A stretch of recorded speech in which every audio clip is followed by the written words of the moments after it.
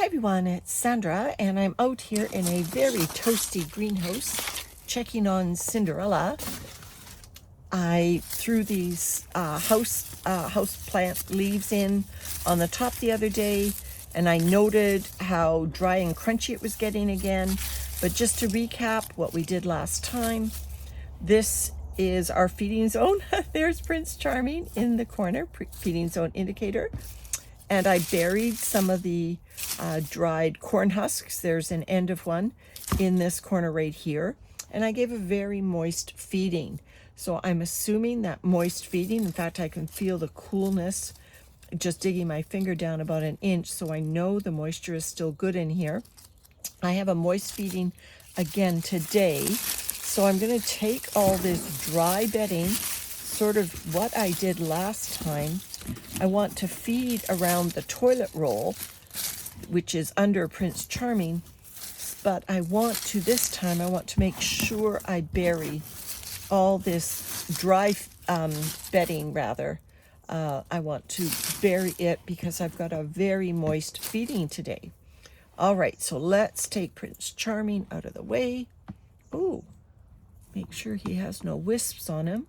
Maybe I'll just stick him over here because it's hot in here. If there was a wisp on there, it would not last long. All right, so that's just a paper clump.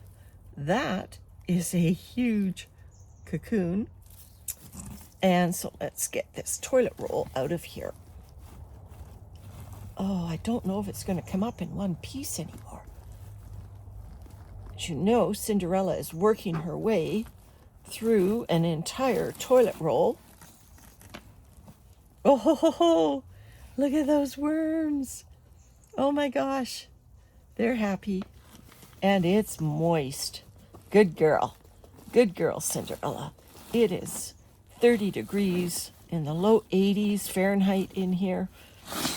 So, living in a greenhouse, Peggy, they're like coming to Florida.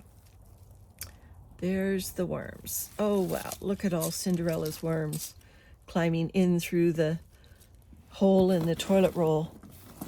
Oh, this moisture is excellent down here. Not too wet, no standing water.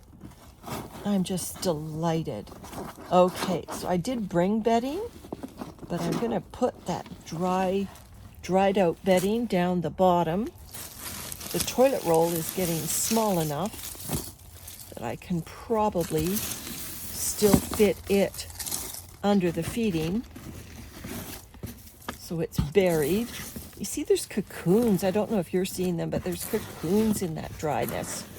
And I want them down here where the moisture is going to be.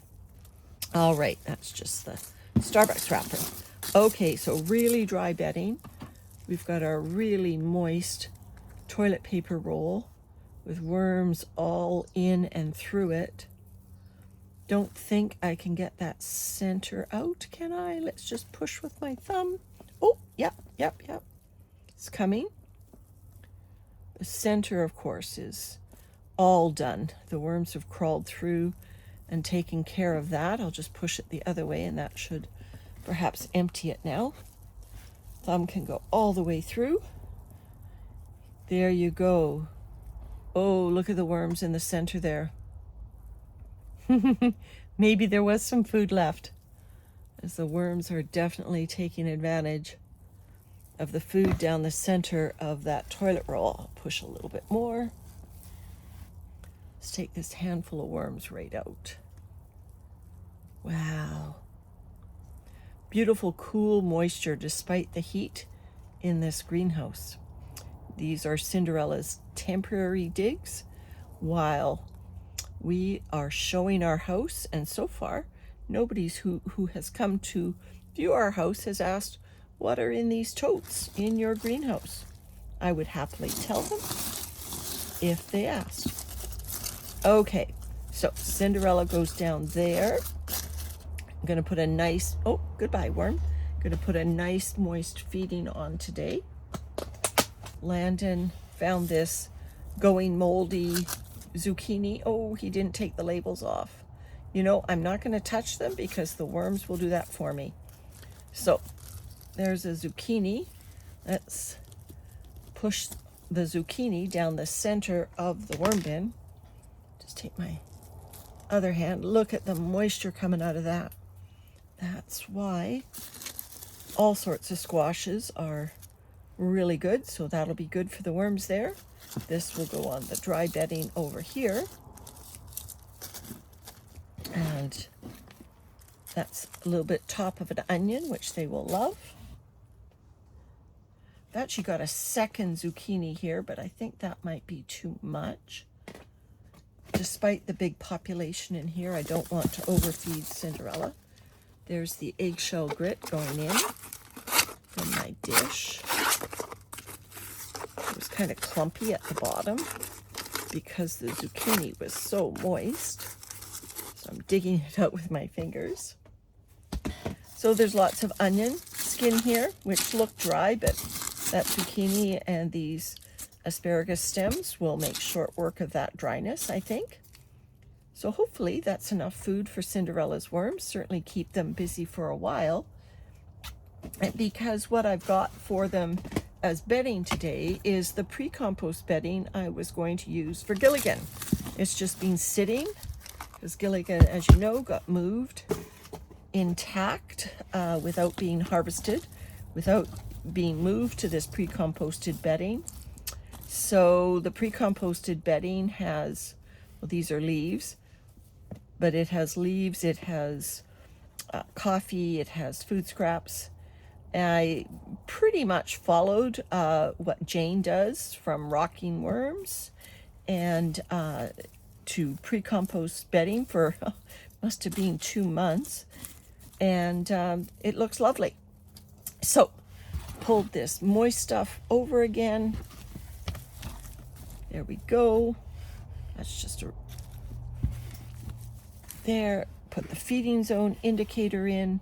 I'll put a Prince Charming more towards this side because we had the half zucchini here, the half zucchini in the toilet roll.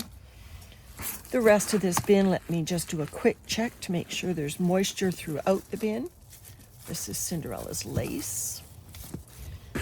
Still a bit of haircut hanging around. Those of you who know Landon has white hair, there's a little bit of his haircut still. Yeah, look at this moisture in this bin. It's lovely. So despite being in the greenhouse, Cinderella's worms have lovely moist bedding throughout, and they've been busy. Lots of cocoons. All right, so I won't disturb them anymore. I'll just push those bigger scraps underneath. Thanks so much. Another quick check-in for Cinderella, and she's doing great in the greenhouse. Oh, and I'll just bury that cocoon that I see on the top and this hair clump, because I'm pretty sure the top of this bin is going to dry out again. Oh, and put Prince Charming back. There we go, everyone. Thanks so much for watching. Bye for now.